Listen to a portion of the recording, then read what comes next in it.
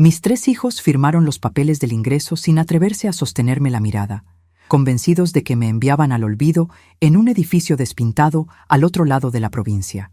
Soy Remedios. Tengo 74 años y he administrado negocios toda mi vida, aunque ellos crean que mi silencio es senilidad. Lo que mis muchachos no sabían es que una mujer precavida nunca pone todas las cartas sobre la mesa, y yo todavía tenía la mano ganadora guardada en el bolsillo de mi abrigo. Me llamo Remedios, y hasta hace unas horas era la dueña de la casa más grande de la colonia Los Naranjos. No soy la típica abuelita que teje chambritas y hornea galletas de avena esperando que los nietos vengan a visitarla. No, señor. Durante 40 años fui la encargada de logística en el mercado de abastos central. Sé lo que pesa un saco de papas y sé distinguir a un mentiroso por el ritmo de su respiración. Mis manos no huelen a talco, huelen a tinta de periódico y a llaves de hierro. Esas llaves, un manojo pesado y oxidado que siempre llevo colgado al cinto, son mi amuleto. Aunque ya no abren ninguna puerta del mercado, me recuerdan quién soy. Una mujer que controla entradas y salidas. Mis hijos, Roberto, Claudia y el pequeño Luis, siempre pensaron que mi carácter duro era un defecto. Mamá es muy seca, decían en los cumpleaños, mientras yo contaba los cubiertos para asegurarme de que nadie se llevara nada. Ahora entiendo que confundieron mi disciplina con falta de amor y mi vejez con debilidad mental. Roberto es abogado, pero de esos que pierden más casos de los que ganan. Claudia vende casas que no son suyas. Y Luis, bueno, Luis siempre ha vivido de las obras de los demás. Los 3 tienen deudas hasta el cuello, y la solución a sus problemas tenía mi nombre, o mejor dicho, tenía las escrituras de mi casa. El momento de la traición ocurrió un domingo, después de un almuerzo que yo misma cociné. Había preparado estofado de res, el favorito de Roberto. Me pareció extraño que vinieran los 3 juntos y sin los nietos. El ambiente estaba cargado, denso, como el aire antes de una tormenta eléctrica. Se miraban entre ellos, pasándose una carpeta color crema por debajo de la mesa como si fuera contrabando. Yo los observaba mientras cortaba la carne en mi plato, despacio, con precisión quirúrgica. «Mamá», empezó Claudia, con esa voz chillona que pone cuando quiere algo. «Hemos estado pensando en ti, en tu salud». Dejé el cuchillo sobre la mesa. El sonido metálico resonó en el comedor. «¿Qué pasa con mi salud?», pregunté, limpiándome las comisuras de los labios con la servilleta de tela. «Estás muy sola aquí, en esta casa tan grande», intervino Roberto, aflojándose la corbata. «Y nosotros estamos muy ocupados, ya sabes, el trabajo, los niños. Nos preocupa que te caigas, o que te pase algo y nadie se entere». Luis, que no levantaba la vista de su plato, murmuró algo ininteligible. «Habla claro, muchacho», le ordené. «Que conseguimos un lugar, mamá».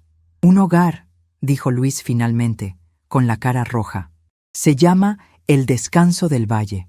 Es muy bonito. Está en el campo, lejos del ruido de la ciudad. Vas a estar mejor allá, con gente de tu edad. Tienen enfermeras las 24 horas». Sacaron un folleto brillante. En la portada, 2 viejitos sonreían jugando al ajedrez en un jardín que se veía demasiado verde para ser real. Lo empujaron hacia mí sobre el mantel bordado. No lo toqué, solo lo miré. El Descanso del Valle. El nombre sonaba a cementerio. ¿Y la casa?, pregunté. Fui directa al grano. En los negocios no se dan rodeos. El silencio que siguió fue la confirmación de todas mis sospechas. Intercambiaron miradas nerviosas. «Bueno», dijo Roberto carraspeando, «pensamos que lo mejor sería venderla. El mantenimiento es muy caro para ti, mamá. Con el dinero de la venta pagaremos tu estancia en el hogar. Es un lugar exclusivo, ¿sabes? Y lo que sobre, lo guardaremos para tus emergencias». «Para sus deudas», corregí en mi mente. Sentí un frío helado en el pecho, pero no era tristeza. Era una indignación que me quemaba por dentro, pero que decidí tragarme en seco. Me estaban desahuciando. Mis propios hijos, a los que les pagué la universidad, a los que les di todo cuando su padre murió, me estaban sacando de mi propiedad como si fuera un mueble viejo que ya no combina con la decoración. Podría haber gritado. Podría haberles dicho que la casa estaba a mi nombre y que no firmaría nada. Podría haber llorado y suplicado, apelando a su culpa. Pero los conozco. Si me negaba, buscarían la forma de declararme incompetente. Roberto tiene amigos jueces. Claudia conoce notarios corruptos. Si peleaba ahora, perdería con escándalo. Y a Remedios, nadie la ve perder. «Está bien», dije, con una calma que los asustó más que cualquier grito. «Si ustedes creen que es lo mejor». Sus caras de alivio fueron casi insultantes. Sonrieron, se relajaron. Incluso Luis se atrevió a pedir postre. Pensaron que la vieja se había rendido. Pensaron que la batalla había terminado antes de empezar. «Empacaré mis cosas», anuncié, levantándome de la mesa. Subí a mi habitación. No lloré. Las lágrimas no sirven para nada cuando tienes que hacer una maleta. Saqué mi vieja maleta de cuero, la que usaba cuando viajaba a la capital a negociar con los proveedores. No metí mucha ropa. Metí mis documentos importantes, mi libreta de ahorros que ellos desconocían, y por supuesto, mi manojo de llaves antiguas. Aunque no abrieran nada en ese asilo, el peso en mi cintura me daba seguridad. Mientras doblaba mis blusas, escuché sus risas en la planta baja.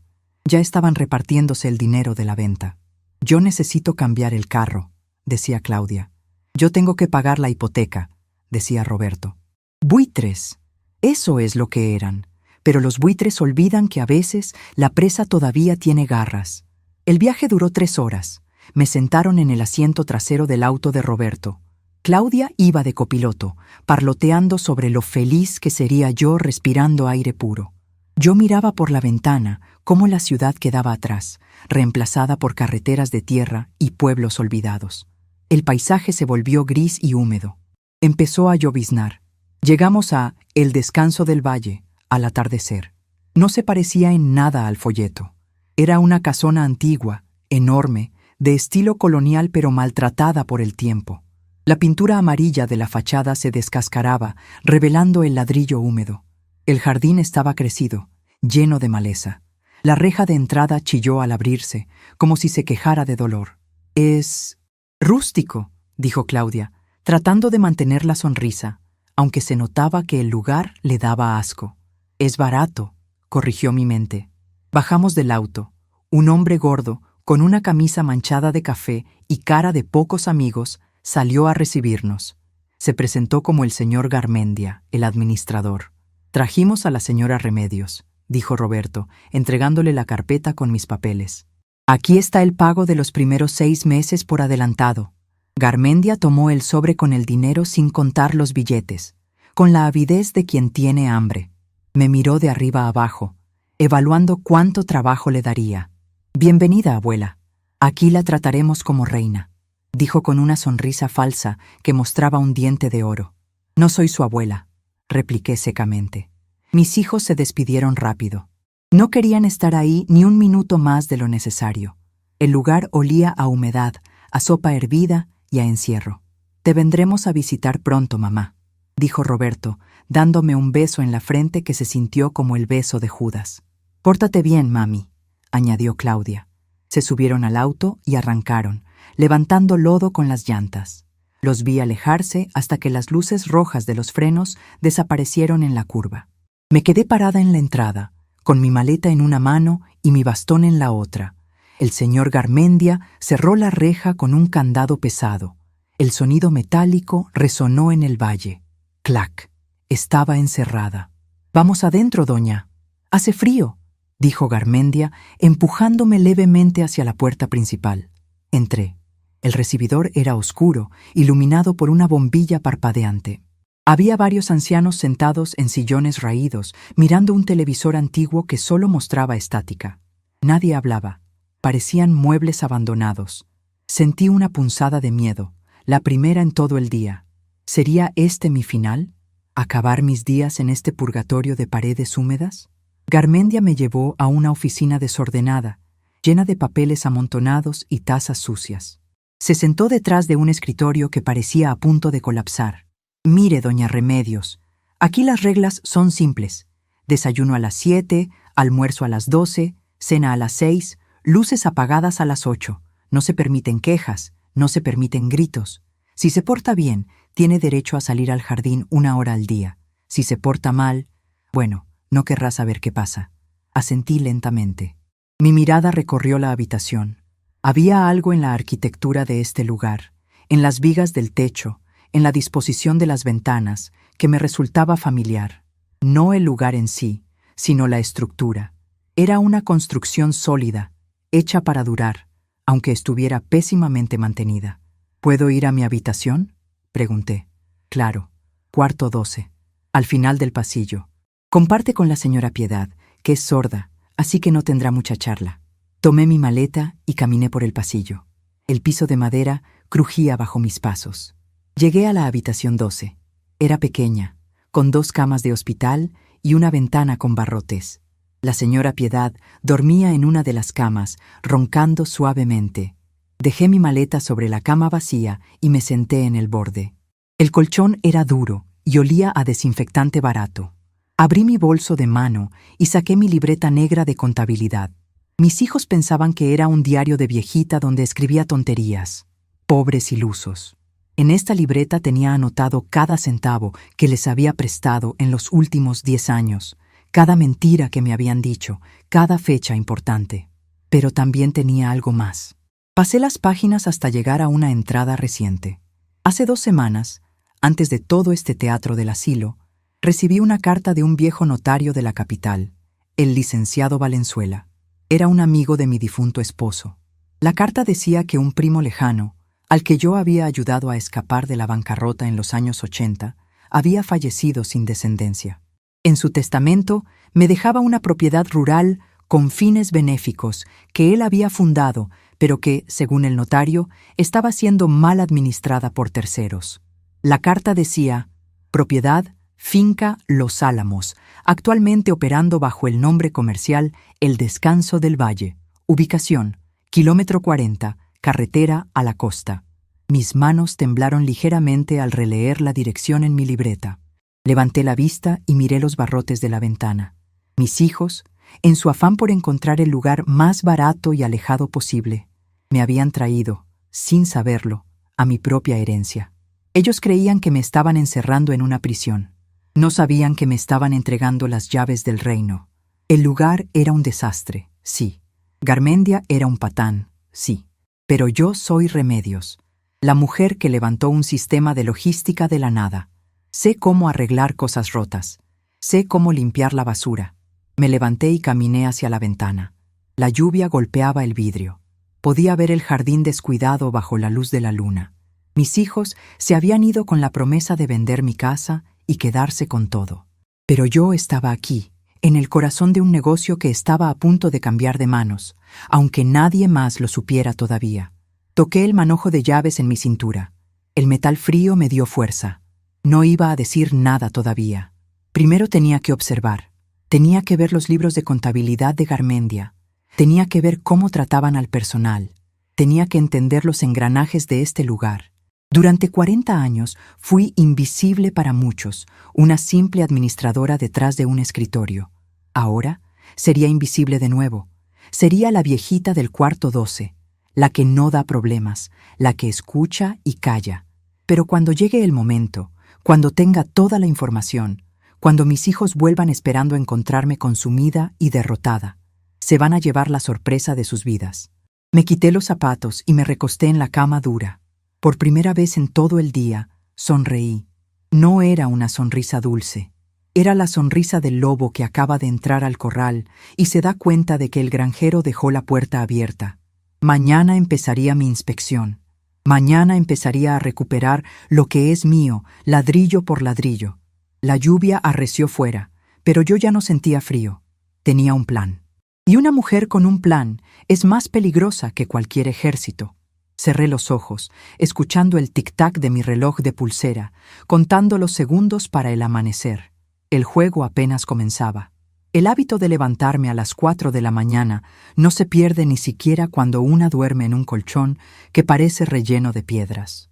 En el mercado de abastos, esa era la hora en que llegaban los camiones de carga pesada, y si uno no estaba despierto, le vendían fruta podrida a precio de oro.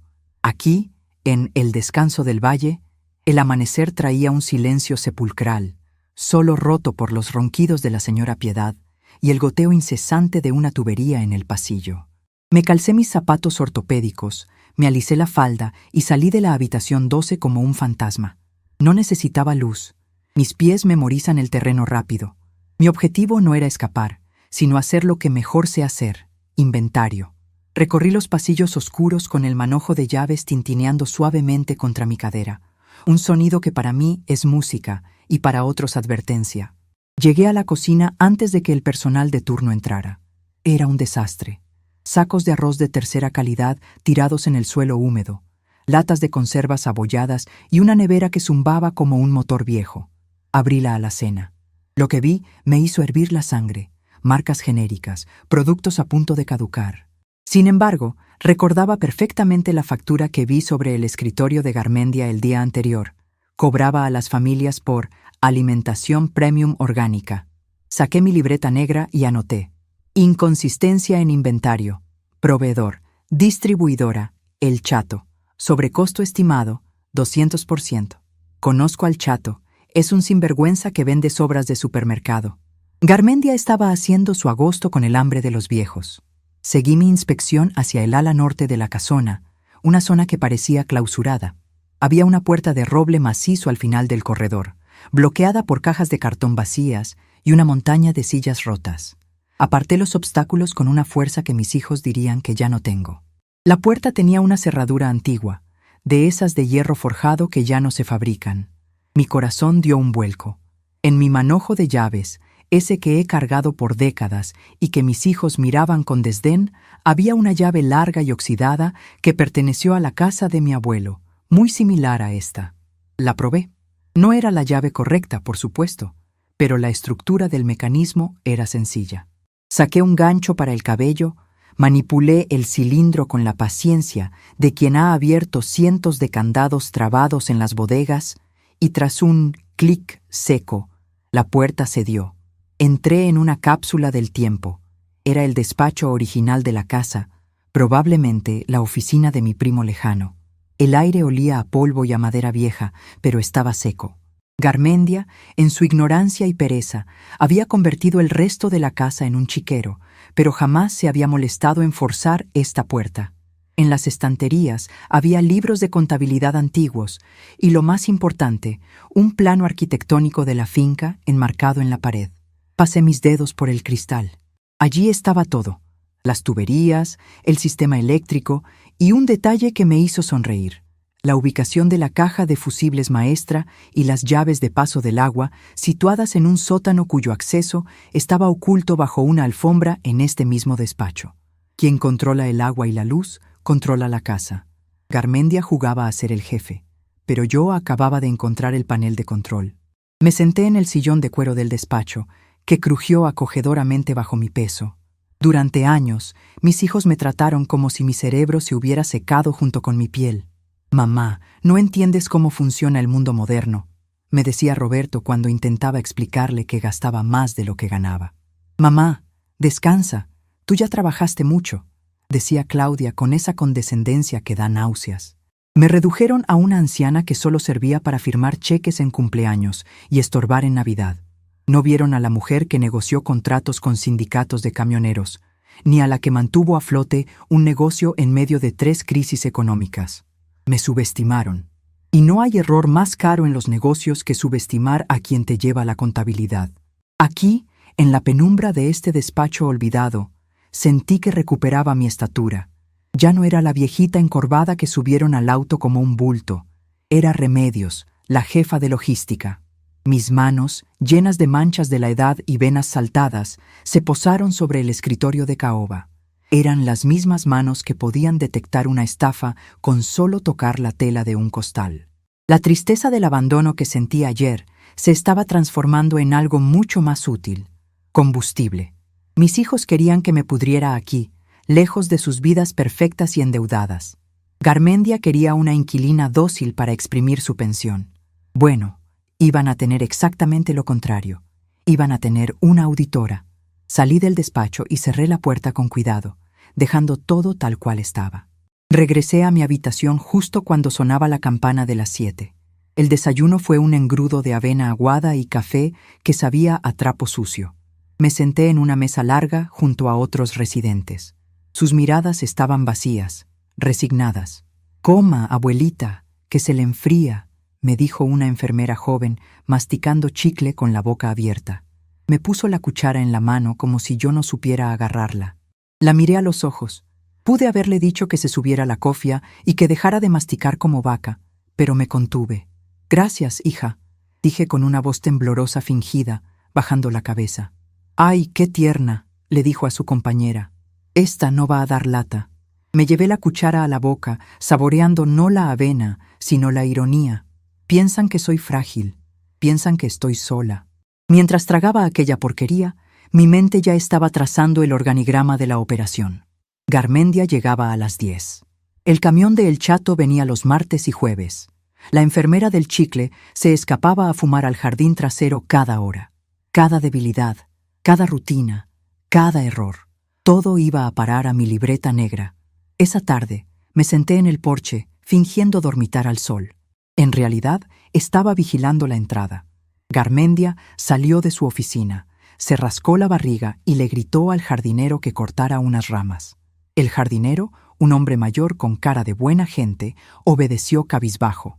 «Y más rápido, que no le pago por mirar las nubes», bramó el administrador. Apreté el manojo de llaves en mi bolsillo hasta que los nudillos se me pusieron blancos. «Disfruta tu pequeño reino mientras puedas, Garmendia, porque la dueña ha vuelto a casa y está a punto de hacer una limpieza general». Saqué discretamente mi libreta y anoté el siguiente paso de mi plan: identificar aliados. Objetivo: el jardinero. Nadie presta atención a quien barre las hojas, pero quien barre las hojas lo ve todo. Mis hijos creyeron que me enviaban al matadero, pero me enviaron a mi cuartel general. Es hora de empezar a trabajar. El martes amaneció con el rugido asmático del camión de reparto entrando al patio de servicio. Para el resto de los residentes de El Descanso del Valle, ese ruido era solo una molestia que interrumpía el sueño ligero de la vejez. Para mí, era el toque de corneta que anunciaba la batalla. Me ajusté el cinturón, sintiendo el golpe familiar de mi manojo de llaves contra la cadera, y me deslicé fuera de la habitación mientras la señora Piedad seguía silbando en sueños. En el mercado de abastos, la regla de oro es simple. Si no pesas la mercancía tú mismo, te están robando. Y yo llevaba 40 años pesando hasta el aire que respiraba. Llegué a la puerta trasera de la cocina justo cuando El Chato, un hombre de bigote ralo y panza cervecera, descargaba las cajas de plástico sucio. La cocinera, una mujer llamada Eulalia, que siempre tenía ojeras y miedo en la mirada, firmaba el albarán sin mirar. 25 kilos de pollo y 10 de carne molida, doña, decía El Chato, escupiendo al suelo. Firme aquí rápido que tengo prisa. Eulalia iba a poner el bolígrafo en el papel cuando mi mano, firme y pesada como una tapa de alcantarilla, cubrió la hoja. «Un momento», dije. Mi voz salió rasposa, pero clara. El Chato me miró como si fuera un mosquito molesto. «Hágase a un lado, abuela. Esto es asunto de trabajadores». Ignoré su comentario y señalé la báscula industrial que estaba en un rincón, cubierta de polvo y grasa vieja. «Péselo», ordené. «La báscula no sirve, madre», mintió él, con esa sonrisa condescendiente que le dan a los viejos y a los niños. Además, ya viene pesado de la distribuidora. Caminé hacia la báscula. Con 2 movimientos rápidos, limpié el dial con mi manga y ajusté la aguja que estaba trucada 5 kilos a favor del vendedor. Es el truco más viejo del libro. Se hace con un imán o desajustando el resorte. Yo lo detecté antes de tocarla. «Ahora sirve», dije, cruzándome de brazos. «Ponga la caja del pollo». El Chato se puso rojo, luego pálido. Eulalia me miraba con los ojos como platos. A regañadientes y murmurando maldiciones, el hombre subió la caja. La aguja marcó 18 kilos. Faltaban 7. 7 kilos de comida que Garmendia pagaba y que nunca llegaban a los platos de los ancianos. «Descuente lo que falta y deje 2 kilos extra de cortesía por el intento de estafa», le dije, mirándolo fijamente a los ojos. Sé sostener la mirada hasta que el otro parpadea. Aprendí eso negociando con camioneros que llevaban navajas en la bota. El Chato no dijo nada. Hizo los cambios en la factura, bajó la cabeza y se largó. Cuando el camión se fue, Eulalia se dejó caer en una silla, temblando. «El señor Garmendia me va a matar si se entera de que hubo problemas», susurró. «El señor Garmendia no se va a enterar», le dije tomando la factura corregida. Y tú, muchacha, a partir de hoy vas a tener carne suficiente para hacer un guiso de verdad, no esa sopa aguada que nos das. Yo te voy a enseñar cómo rendir el presupuesto. Eulalia asintió, secándose las manos en el delantal. No entendía qué acababa de pasar, pero sabía que la dinámica en esa cocina había cambiado. Yo no era una residente más, era la auditora fantasma. Durante las siguientes 2 semanas, mi estrategia fue la del agua que se filtra por la grieta, silenciosa, constante e imparable. Mis hijos no llamaron, por supuesto. Seguramente estarían ocupados gastándose el anticipo de la venta de mi casa. Mejor así. La soledad me daba libertad de movimiento. Empecé a arreglar cosas, pequeños detalles que para un ojo inexperto parecían manías de vieja ociosa, pero que en realidad eran movimientos calculados de eficiencia. Encontré a Anselmo, el jardinero, luchando con la bomba de agua del pozo.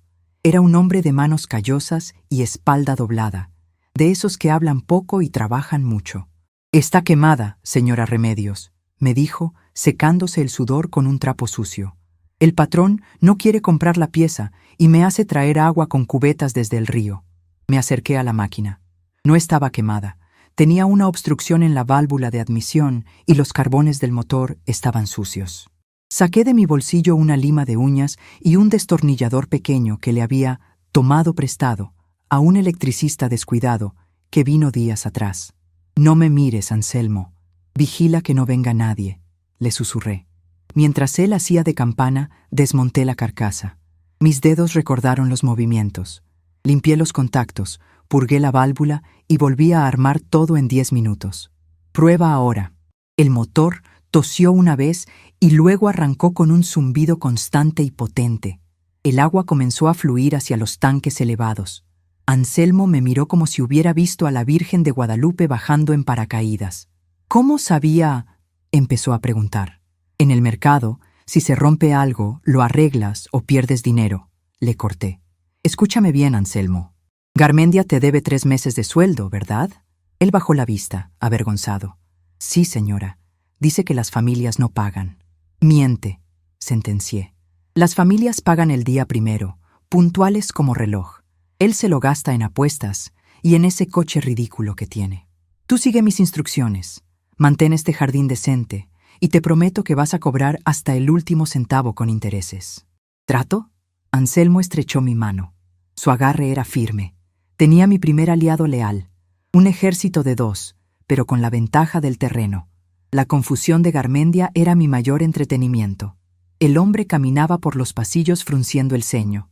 Las bombillas que llevaban meses fundidas de repente funcionaban. Yo había encontrado la caja de repuestos que él escondía para revenderlos. La comida tenía sabor y las porciones eran dignas. El jardín, antes una selva, empezaba a mostrar sus formas originales bajo la mano guiada de Anselmo. Lo veía desde mi silla en el pasillo, tejiendo una bufanda interminable que me servía de camuflaje.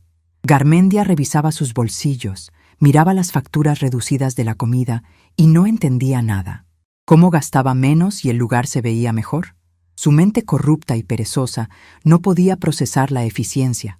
Pensaba que quizás, por pura suerte, las cosas se estaban arreglando solas. Pero la verdadera prueba de fuego llegó un jueves por la tarde. Estaba en la sala común, fingiendo ver una telenovela con volumen alto, cuando escuché gritos en la oficina de la administración. Reconocí la voz chillona de la enfermera del turno de tarde, la del chicle y los bramidos de Garmendia. «No hay dinero para eso, que se aguante», gritaba él. «Pero señor, la señora Mercedes tiene la presión por las nubes. Necesitamos el medicamento especial, el genérico no le hace efecto», replicaba la chica, que para mi sorpresa parecía realmente preocupada. Dije que no. Si se muere es porque ya le tocaba. «Largo de aquí». La puerta se azotó. La enfermera salió llorando. Me levanté despacio, dejando mi tejido en el sillón.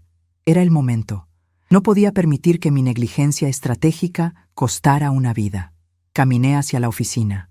Entré sin tocar. Garmendia estaba contando billetes de un sobre grueso, seguramente el pago de algún nuevo ingreso. Al verme, intentó esconder el dinero torpemente bajo un periódico deportivo. «¿Qué quiere? ¿No sabe tocar? ¡Fuera de aquí, vieja loca!». Cerré la puerta detrás de mí y pasé el seguro. El clic resonó en la habitación pequeña. Me acerqué a su escritorio, apoyando mis manos sobre la madera barata. Ya no estaba encorvada. Ya no me temblaba la voz. La señora Mercedes necesita losartán de 50 miligramos, marca original. Cuesta 400 pesos la caja en la farmacia del pueblo, dije, con el tono monocorde de quien lee un inventario. Usted le cobra a su hijo 2,000 pesos mensuales por concepto de gastos médicos extra. Garmendia se quedó paralizado. Su boca se abrió, mostrando ese diente de oro que tanto me repugnaba. ¿De qué estás hablando? ¿Cómo sabes eso? Sé muchas cosas, Garmendia. Sé que le compras la carne podrida a El Chato y la facturas como filete de primera. Sé que no has pagado la luz en 2 meses y que nos van a cortar el servicio el próximo lunes si no depositas. Y sé que tienes ese dinero bajo el periódico. Se puso de pie, rojo de ira, intentando intimidarme con su tamaño. Sal de aquí ahora mismo, o te juro que te encierro en el sótano. Voy a llamar a tu hijo para decirle que estás agresiva y que necesitamos sedarte. No retrocedí ni 1 milímetro. Al contrario, me incliné hacia adelante. Llámalo, le reté. Llama a Roberto. Es abogado. Dile que quieres sedar a una residente. Pero antes, explícame por qué en el libro de contabilidad B, ese que guardas detrás del cuadro falso, aparecen transferencias a una cuenta personal a nombre de tu cuñada. El color desapareció de su cara como si alguien hubiera bajado el interruptor. Se dejó caer en la silla, boqueando como un pez fuera del agua. ¿Quién eres tú?, susurró, con el miedo genuino de quien ve al diablo. Soy Remedios. Y soy la que lleva las cuentas ahora. Respondí con frialdad. Vas a sacar 500 pesos de ese sobre. Vas a ir a la farmacia y vas a traer la medicina de Mercedes. Y vas a traer el ticket. Si no lo haces, o si intentas algo estúpido contra mí o contra Anselmo, digamos que tengo una copia de ese libro de contabilidad enviada a un lugar muy seguro. Era mentira, por supuesto. Todavía no había sacado la copia, pero en el póker y en los negocios, el farol es un arte. Y Garmendia era un pésimo jugador. Me miró, evaluando sus opciones. Vio en mis ojos algo que no había visto antes. Autoridad. No vio a la abuelita abandonada. Vio a la jefa de logística que había puesto firmes a hombres mucho más duros que él. Está bien, balbuceó, sacando un billete de 500 con mano temblorosa. Pero no digas nada. Tomé el billete. El ticket, Garmendia. Quiero el ticket y el cambio. Salí de la oficina y le entregué el dinero a la enfermera que seguía llorando en el pasillo. Ve por la medicina, hija. El señor Garmendia insiste en que la compremos de inmediato. Dice que fue un malentendido. La chica me miró, confundida, tomando el billete. Pero, él dijo, los hombres dicen muchas tonterías cuando tienen hambre o miedo. Anda, corre. Regresé a mi sillón y retomé mi tejido. Mis manos no temblaban. Sentí una satisfacción profunda, caliente, en el pecho. No era solo por haber ayudado a Mercedes. Era porque el equilibrio de poder había cambiado. Garmendia seguía sentado en la silla del jefe, pero ahora sabía que el trono tenía clavos. Esa noche, durante la cena, un estofado de carne y verduras que olía a gloria y que hizo sonreír a los residentes por primera vez en años, Garmendia no salió de su oficina. Anselmo me guiñó un ojo desde la puerta del jardín. Eulalia servía los platos con orgullo. Yo comí despacio, saboreando cada bocado. Mis hijos pensaron que me habían tirado a la basura. No sabían que soy experta en reciclaje. Había tomado este lugar roto, sucio y triste, y en menos de un mes ya estaba apretando las tuercas sueltas. Pero esto era solo el comienzo. Garmendia estaba asustado. Pero una rata acorralada es peligrosa. Intentaría contraatacar. Intentaría buscar mis puntos débiles. Lo que él no sabía es que yo ya no tenía puntos débiles. Ya me lo habían quitado todo. Mi casa, mi familia, mi dignidad aparente. Y cuando a una mujer como yo no le queda nada que perder, se vuelve dueña de todo lo que puede ganar. Saqué mi pequeña libreta negra debajo de la mesa y anoté. Fase 1 completada. El miedo ha sido instaurado. Miré alrededor del comedor. Estas paredes descascaradas eran mías. Esta gente olvidada era mi responsabilidad. Y pronto, muy pronto, Todos sabrían exactamente quién era la patrona de El Descanso del Valle. Sonreí a la nada. Mañana tocaría revisar la instalación eléctrica. Y que Dios agarre confesado al que haya hecho el cableado, porque Remedios ya despertó. Pasaron 8 meses exactos desde que el portón oxidado de El Descanso del Valle se cerró a mis espaldas. 8 meses en los que mis hijos no se dignaron a hacer una sola llamada, ocupados seguramente en despilfarrar el dinero de la venta de mi casa. Pero el tiempo en logística no se mide en horas, se mide en resultados, y yo había aprovechado cada segundo. El asilo ya no olía a orina y desesperanza, ahora olía a lavanda y a pan recién horneado. Las paredes descascaradas lucían un color crema impecable, y el jardín, antes una selva, era un vergel geométrico gracias a las manos de Anselmo y a mi supervisión militar. Garmendia, el administrador, había adelgazado 10 kilos por el estrés de tenerme respirándole en la nuca, aunque él todavía creía que yo era solo una vieja metiche con demasiada suerte. La mañana que vi el auto de Roberto acercarse por el camino de tierra, supe que el inventario final había llegado. No era el sedán modesto con el que me trajeron. Era una camioneta SUV negra, brillante, de esas que gritan «Nuevo Rico» a los 4 vientos. Estaba sentada en el porche, en mi mecedora favorita, con mi libreta negra sobre las piernas y el manojo de llaves, ahora mucho más pesado y completo, descansando en mi regazo. Garmendia salió corriendo de su oficina, ajustándose la corbata manchada y sudando frío.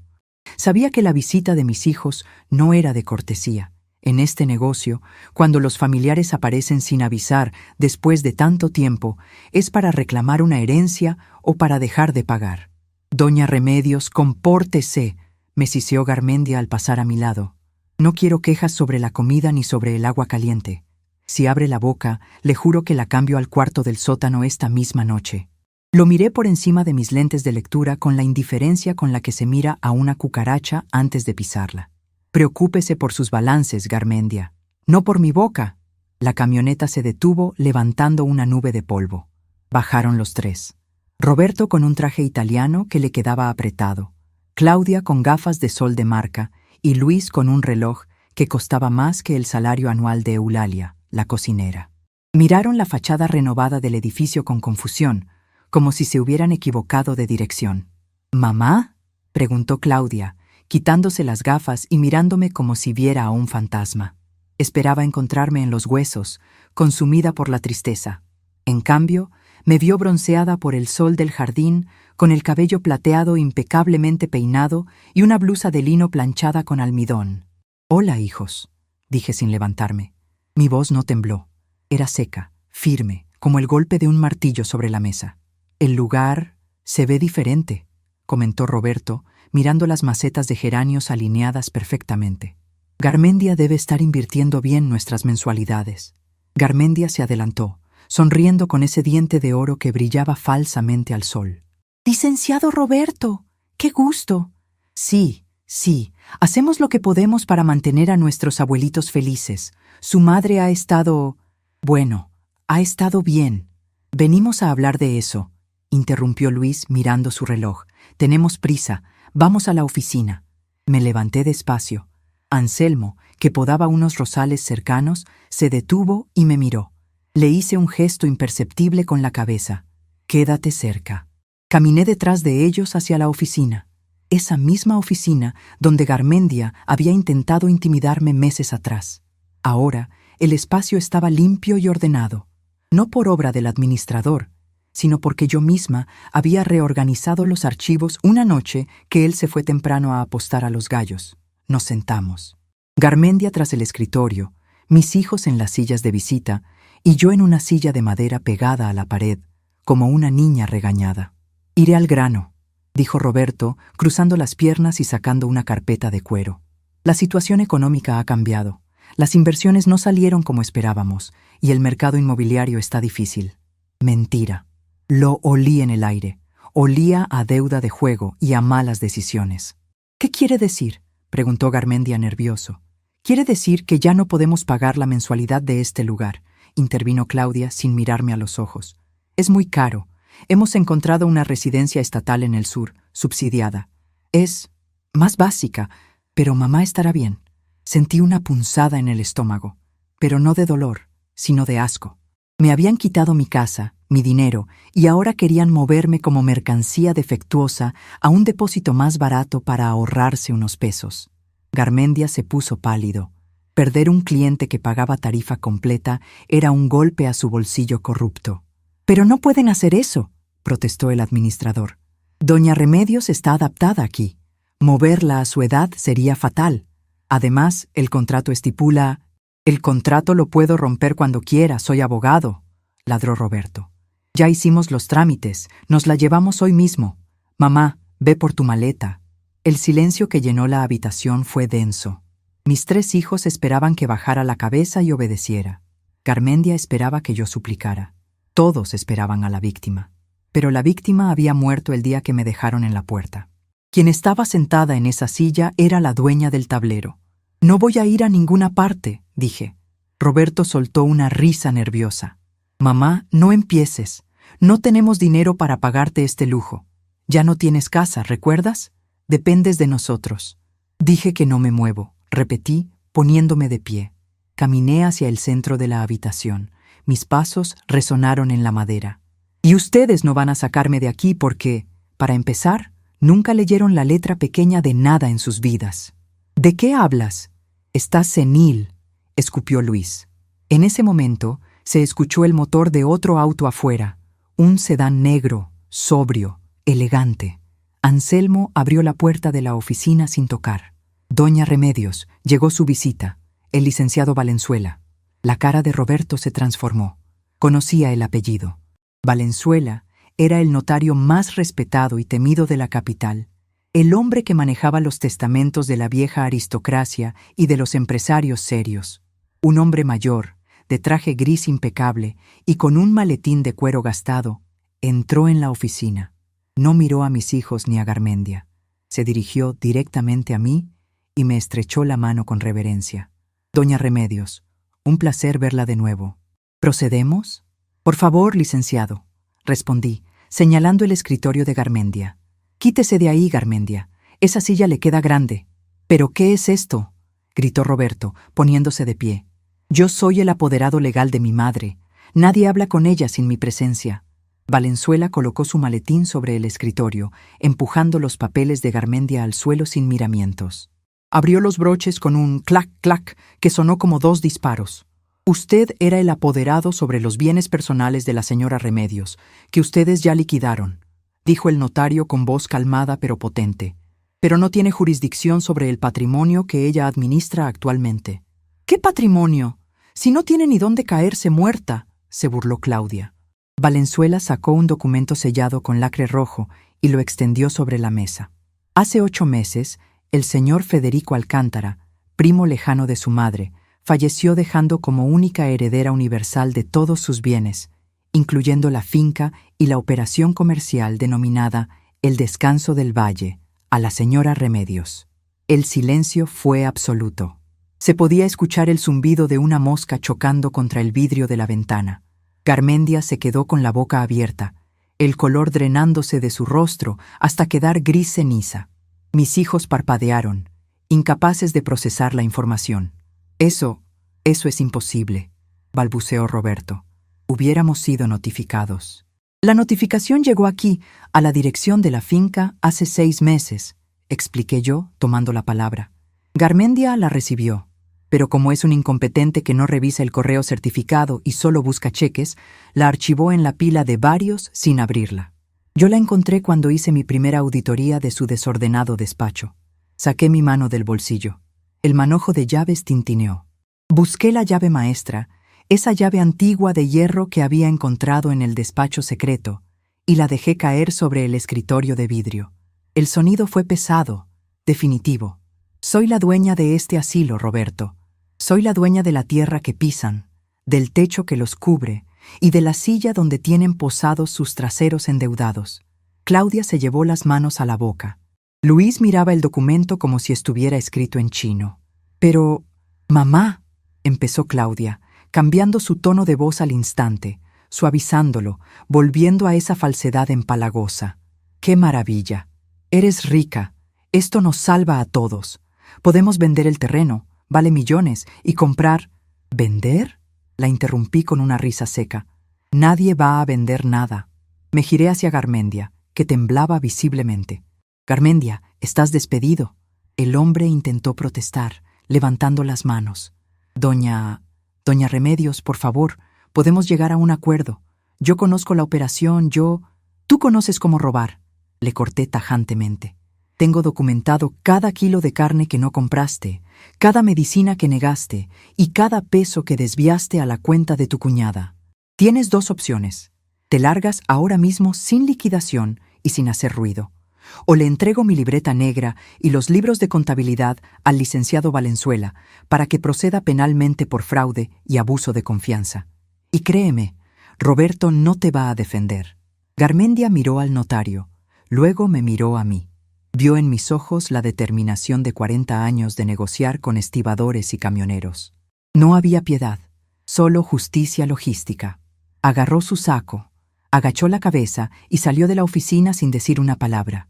Escuchamos sus pasos apresurados por el pasillo y luego el motor de su coche viejo arrancando. Quedamos solo la familia y el notario. Mis hijos se miraron entre ellos. La codicia empezaba a reemplazar al shock en sus ojos. Roberto se aflojó la corbata, sonriendo como un tiburón. «Bueno, mamá, esto cambia las cosas. Garmendia era un ladrón. Qué bueno que te deshiciste de él. Ahora nosotros podemos ayudarte a administrar esto. Yo puedo ver lo legal, Claudia lo inmobiliario, Luis. Ustedes no van a administrar ni un puesto de limonada», dije, apoyando mis manos sobre el escritorio y dominando la sala. «Ustedes me trajeron aquí para que me muriera. Me despojaron de mi hogar. Me tiraron como si fuera basura. Lo hicimos por tu bien», intentó mentir Luis. «¡Cállate!», grité, y por primera vez mi voz retumbó con furia. «Lo hicieron por dinero, y el dinero es lo único que entienden, así que hablemos en su idioma». Caminé alrededor del escritorio y me senté en la silla principal, la silla del jefe. Giré hacia ellos. «Durante 8 meses, ustedes pagaron mi estancia aquí con mi propio dinero. Irónico, ¿verdad? Financiaron las mejoras de mi propiedad. Gracias por la pintura nueva y por el sistema de riego, por cierto. Mamá, somos tus hijos», gimió Claudia, con lágrimas falsas asomando. «Son mis deudores», corregí.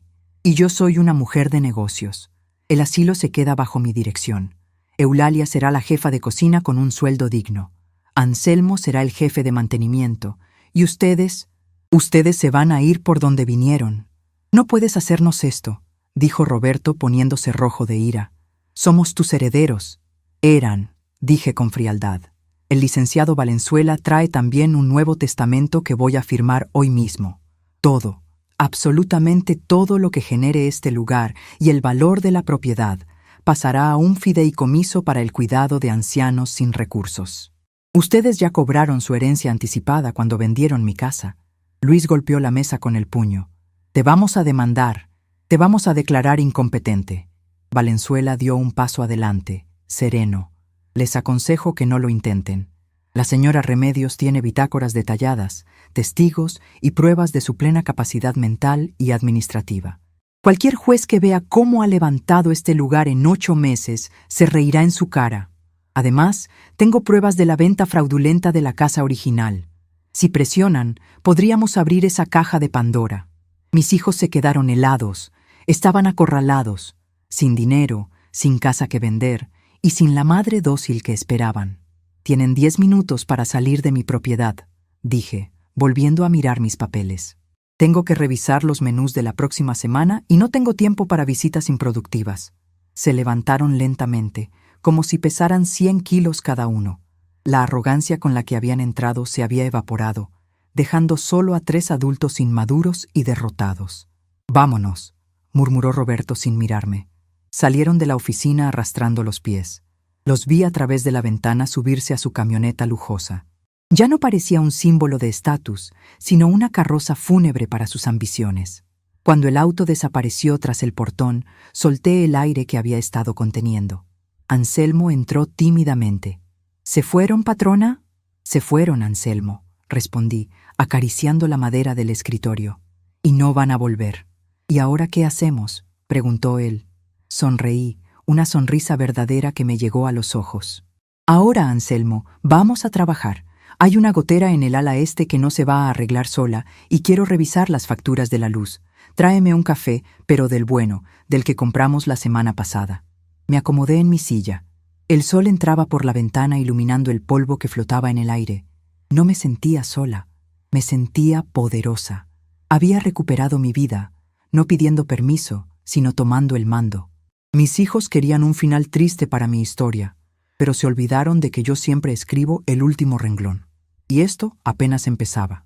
El Descanso del Valle iba a ser el mejor hogar de ancianos del país, y yo, Remedios, iba a asegurarme de que nadie, nunca más, fuera tratado como un mueble viejo. Abrí mi libreta negra y taché 3 nombres: Roberto, Claudia, Luis. Luego, escribí en una página nueva: Inicio de la nueva administración. El juego había terminado. La verdadera gestión comenzaba ahora. El sol de las 6 de la mañana ya no entra tímido por las ventanas del comedor. Entra desafiante, rebotando en las paredes que mandé pintar de color durazno intenso. Hace 6 meses, este lugar olía a desinfectante barato y a sopa de fideos recocida. Hoy, el aroma que inunda los pasillos es de café de grano, tostado y molido en la cocina por Eulalia, y de pan casero que el señor Jacinto, un panadero jubilado de 80 años, insiste en hornear desde la madrugada. Me ajusto las gafas y reviso la hoja de ruta del día en mi escritorio. Ya no es aquella mesita tambaleante en el rincón. Ahora ocupo la oficina principal, con la puerta siempre abierta de par en par. Mi manojo de llaves sigue en mi cintura, pero ya no pesa. Ahora es parte de mi silueta, como una extensión de mi mano. «Buenos días, jefa», saluda Anselmo, entrando con las botas llenas de barro fresco y una sonrisa que le arruga toda la cara. «Buenos días, Anselmo. ¿Cómo van los tomates?» «Rojos como la sangre, doña Remedios. La cosecha de esta semana va a ser histórica. Ya hablé con el camión del mercado. Pasan a la 1 por las cajas». «Perfecto. Asegúrate de que Piedad revise el conteo. Que no se nos vaya ni uno magullado. En este negocio, la calidad es la firma». Anselmo asiente y se va silbando. Verlo caminar erguido es uno de mis mayores triunfos. Cuando llegué, caminaba arrastrando los pies, avergonzado de existir. Ahora es el gerente de producción agrícola de la nueva estancia. Le cambié el nombre al lugar la semana pasada. El Descanso del Valle sonaba a final, a muerte. La nueva estancia suena a permanencia, a trabajo, a vida. Me levanto y recorro mis dominios. No camino como una viejita que pasea, camino inspeccionando. Mis pasos resuenan firmes sobre el piso de madera que mandé pulir y encerar. Los residentes ya no están sentados frente al televisor con la mirada perdida, esperando la hora de la pastilla o de la muerte. Aquí, el que puede moverse, trabaja, no por obligación, sino por salud mental. En la sala común, la señora Mercedes y un grupo de 3 mujeres están etiquetando frascos de mermelada. Mercedes, la misma que casi muere por falta de medicina, ahora dirige la línea de envasado con una precisión que daría envidia a cualquier fábrica. «Esa etiqueta está chueca, Carmencita», le dice a su compañera con cariño pero con firmeza. «Enderrézala. Si se ve mal, no se vende. Y si no se vende, no hay bono a fin de mes». Sonrío para mis adentros. Implanté un sistema de cooperativa. Las ganancias de la huerta y de las conservas se dividen. 50% para el mantenimiento del edificio y 50% se reparte entre los residentes que colaboran. Por primera vez en años, estos ancianos tienen dinero propio en el bolsillo. No dependen de la caridad de unos hijos que no los visitan. Se compran sus propios dulces, sus revistas, o simplemente guardan los billetes bajo el colchón por el puro placer de tener algo suyo. La transformación no fue magia, fue logística pura. Fue aplicar lo que aprendí en 40 años entre camiones de carga y bodegas. Detecté los recursos ociosos, gente con experiencia y tiempo libre, y los puse a producir. Convertí un depósito de trastos viejos en una máquina bien aceitada. Salgo al porche. El aire es fresco. A lo lejos veo la carretera por donde mis hijos se fueron aquel día, con el rabo entre las patas. No los extraño. Es duro decirlo, y quizás alguna madre santurrona se persigne al escucharme, pero la paz que siento desde que corté ese cordón umbilical podrido no tiene precio. El licenciado Valenzuela me trajo noticias de ellos hace unos días. La justicia poética existe, y a veces golpea más fuerte que cualquier demanda. Roberto perdió su licencia de abogado por un caso de negligencia. Al parecer, cuando uno está desesperado por dinero, comete errores de novato. Claudia tuvo que vender su casa y mudarse a un departamento de renta, irónicamente, más pequeño que mi habitación aquí. Y Luis... Bueno, Luis sigue siendo Luis, saltando de deuda en deuda, pero ahora sin la red de seguridad de mamá. Intentaron impugnar el Nuevo Testamento, por supuesto. Alegaron que Garmendia me había manipulado, o que yo estaba demente. Pero Valenzuela es un tiburón viejo. Presentó ante el juez los libros contables de la cooperativa, firmados por mí con una caligrafía impecable, y los testimonios de 20 residentes que declararon que estoy más cuerda que todos mis hijos juntos. El juez desestimó el caso en 10 minutos y les ordenó pagar las costas del juicio. No tienen con qué pagar. Miro mis manos. Tienen manchas de la edad. Las venas se marcan como ríos azules bajo la piel fina, pero son manos fuertes, manos que construyeron esto. Mis hijos pensaron que al quitarme mi casa me quitaban mi poder. No entendieron que el poder no está en los ladrillos de una casa en la ciudad. El poder está en la capacidad de resolver problemas. Y yo soy una experta solucionadora. Doña Remedios. Me llama Eulalia desde la puerta de la cocina, secándose las manos en el delantal. Llegó el proveedor de la carne. Dice que trae una oferta en lomo de cerdo. Voy para allá. Y dile que si intenta venderme grasa a precio de carne magra, se la va a tener que comer cruda él mismo. Camino hacia la zona de carga. La vida sigue. Los problemas siguen. Pero ahora son mis problemas. Y me encanta resolverlos. A mediodía, el sol está alto y la actividad en la nueva estancia es frenética. El camión del mercado se acaba de ir cargado con 20 cajas de tomates orgánicos y 10 de pimientos. Anselmo cuenta los billetes con una seriedad cómica, chupándose el dedo para pasar cada papel. 3.500 pesos, jefa, limpios. Excelente. Separa el fondo de emergencias y reparte el resto. Ah, y Anselmo, cómprate unas botas nuevas. Esas ya piden clemencia. Sí, señora. Gracias, señora. Me siento en un banco del jardín bajo la sombra de un roble centenario. Desde aquí puedo ver todo el funcionamiento del engranaje. Veo a don Felipe, un ex carpintero que llegó aquí mudo por la depresión, lijando una mesa con entusiasmo. Veo a la señora Piedad enseñándole a tejer a una voluntaria del pueblo que viene los jueves. La gente del pueblo ha empezado a vernos con otros ojos. Al principio éramos el asilo de los abandonados, un lugar triste que se evitaba mirar al pasar. Ahora somos un punto de comercio. La gente para a comprar nuestras mermeladas, nuestros vegetales. Los domingos organizamos una pequeña venta de garaje con artesanías. Hemos recuperado algo más valioso que el dinero, el respeto. Ya nadie nos mira con lástima. Nos miran como socios comerciales. Nos miran como vecinos útiles. Recuerdo la primera vez que fui al mercado del pueblo a negociar nuestros productos. Fui con Anselmo. El dueño de la frutería, un tipo joven y arrogante, se rió cuando le dijimos que veníamos del asilo. «Abuela, aquí no compramos manualidades de kinder», me dijo. Saqué un tomate de mi bolsa. Era un tomate perfecto, rojo, firme, cultivado sin químicos y con el amor obsesivo que solo un viejo jardinero puede dar. Lo partí a la mitad con mi navaja de bolsillo y se lo puse en la nariz. El aroma dulce y terroso lo cayó de inmediato. Esto no es una manualidad, muchacho. Esto es calidad de exportación. Te lo dejo a precio de mercado si me compras toda la producción semanal. Si no, me voy al pueblo de al lado, donde sí saben comer. Cerramos el trato en 5 minutos. Ahora ese muchacho me saluda con una reverencia cada vez que me ve.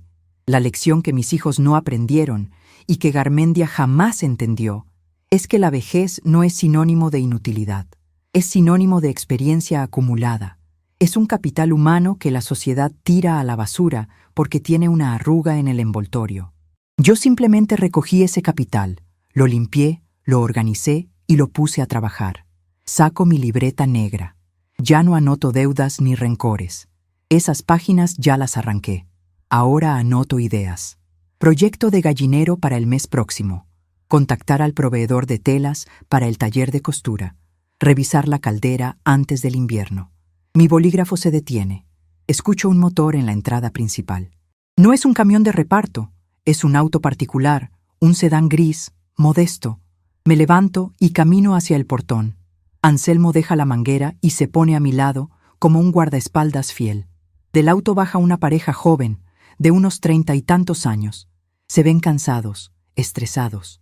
Del asiento trasero ayudan a bajar a una mujer mayor, pequeña, con el cabello blanco revuelto y una mirada de pánico absoluto. Abraza un bolso viejo contra su pecho como si fuera un escudo. Conozco esa mirada. Es la misma que yo tenía hace 8 meses. Es la mirada del animal que sabe que lo están llevando al matadero. La pareja se acerca a la reja. El hombre habla, titubeando. Buenas tardes. Venimos a... Bueno, nos recomendaron este lugar. Hablamos con el licenciado Valenzuela. Sí, los estaba esperando, digo, abriendo la reja con mi llave maestra. El chirrido del metal ya no es un lamento, es una bienvenida. La anciana no se mueve. Se aferra al brazo del hijo con desesperación. No me dejen aquí, por favor, susurra. Se me rompe el corazón, pero solo un instante. Luego la logística emocional entra en acción. Me acerco a ella. Ignoro a los hijos. Me pongo frente a la señora, invadiendo su espacio personal con suavidad pero con autoridad. ¿Cómo te llamas?, le pregunto. Ella me mira, sorprendida de que alguien le hable directamente, y no a sus acompañantes. Sé Socorro, tartamudea. Mucho gusto, Socorro. Soy Remedios. Soy la dueña de este lugar. Y también vivo aquí. ¿Es un hospital?, pregunta ella mirando el jardín florido con desconfianza. No, es una empresa, y estamos buscando personal. Sus ojos se abren un poco más. ¿Personal? Pero yo ya estoy vieja. Ya no sirvo. Suelto una carcajada sonora, sincera. Eso es lo que te dijeron ellos. Señalo a sus hijos con un gesto de cabeza. Pero aquí tenemos una regla. Nadie come gratis. Todos aportamos. ¿Qué hacías antes, Socorro? ¿A qué te dedicabas? Ella duda un momento, bajando la vista a sus manos. Fui costurera. Tuve mi taller 40 años. Hacía vestidos de novia. Pero mis manos ya tiemblan un poco. Mis ojos brillan, justo lo que necesitaba. El temblor se quita con la práctica. Tengo 3 máquinas Singer industriales en el ala norte que nadie sabe calibrar. Necesito una jefa de taller que ponga en cintura a las novatas. ¿Te animas? Socorro suelta el brazo de su hijo. Se endereza un poco. La mención de las máquinas de coser ha encendido una chispa en su memoria muscular. ¿Singer industriales? ¿De las de pedal o de motor? De motor, pero están desajustadas. Seguro es la tensión del hilo, dice ella automáticamente. Siempre fallan de ahí. Exacto. Ven, vamos a verlas. Me giro hacia los hijos que miran la escena boquiabiertos. Esperaban drama, llanto, culpa. Se encontraron con una entrevista de trabajo. Pueden dejar la maleta en la entrada, les digo secamente. Anselmo la llevará al cuarto. El contrato lo firman en la oficina con mi asistente. El horario de visitas es los domingos de 10 a 2, si es que Socorro tiene tiempo de recibirlos, porque vamos a tener mucho trabajo. Tomo a Socorro del brazo. No la arrastro, la guío. Ella camina a mi lado, dejando atrás a su familia sin mirar atrás ni una sola vez. Su mente ya no está en el abandono, está en la tensión del hilo de una máquina de coser. Aquí se come bien, Socorro, le digo mientras caminamos por el sendero de piedras. Y el café es de verdad, nada de agua sucia. ¿Y pagan?, pregunta ella, con una timidez que empieza a convertirse en interés. Se paga según la producción. Y te advierto, soy exigente. Ella sonríe. Una sonrisa pequeña, tímida, pero real. Me gusta trabajar, doña Remedios. Nunca me gustó estar sentada. Entonces llegaste al lugar correcto. Bienvenida a la gerencia. Entramos al edificio principal. El bullicio de la vida nos envuelve. El olor a guiso de carne, el sonido de las risas en la sala de juegos, el repiqueteo de las herramientas de Felipe. Me detengo un segundo frente al espejo del recibidor. Veo a Remedios. No a la madre abandonada, no a la viuda triste, no a la víctima. Veo a la jefa de logística. Mis hijos querían borrarme del mapa. Querían que fuera invisible hasta que dejara de respirar. Pero cometieron un error de cálculo fundamental. Me pusieron en un lugar lleno de gente que se sentía igual que yo, y me dieron, sin saberlo, las llaves para liberarlos a todos. Ahora sé cuál es mi verdadero legado. No es el dinero que dejaré en el fideicomiso, ni la propiedad que vale millones. Mi legado es este: demostrar que mientras haya aliento, hay utilidad, que la dignidad no se jubila. Sigo caminando hacia el taller de costura con Socorro. Tengo que explicarle el sistema de inventarios de los hilos. Hay mucho por hacer. El sol brilla afuera, mis tomates crecen, mi gente trabaja y yo estoy más viva que nunca. Cierro la puerta del taller detrás de nosotras. El sonido de la máquina de coser arranca con fuerza, opacando para siempre el silencio del olvido. Aquí no se viene a morir, aquí se viene a trabajar, y el negocio va viento en popa.